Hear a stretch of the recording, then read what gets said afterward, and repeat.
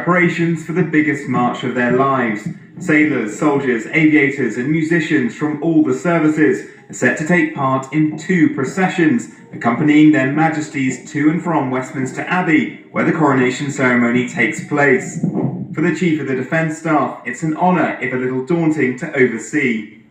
There's always a little bit of nerves, and hence rehearsals like today, and making sure that we get everything right, and that's what happens across everybody who's going to be on parade. We're representing all the armed forces, and we're representing our nation, and that's very, very special. It's a very privileged position to be in, and we're determined to get it right.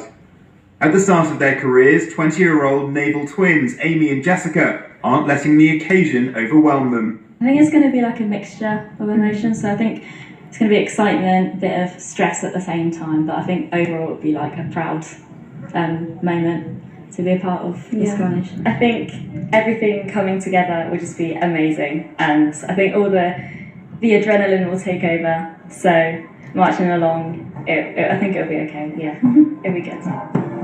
Well, as you might expect, this is a huge logistical operation. So they've done 2 full rehearsals here to make sure everything goes as smoothly as possible on Saturday, which will be the biggest military ceremonial operation for some 70 years.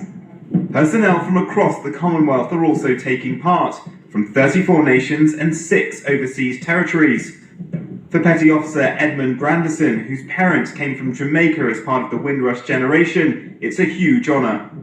Being part of the Royal Navy, I'm so proud to even be selected for this, and my family is absolutely over the moon. My dad's always talked about the Commonwealth when we was kids, round the table, talking about Commonwealth and how Great Britain has actually let him come in because he's part of the Windrush. And when I was old enough, I said to myself, I want to be part of this Windrush. So of course, down the job centre, looked around, and the Royal Navy was the one for me.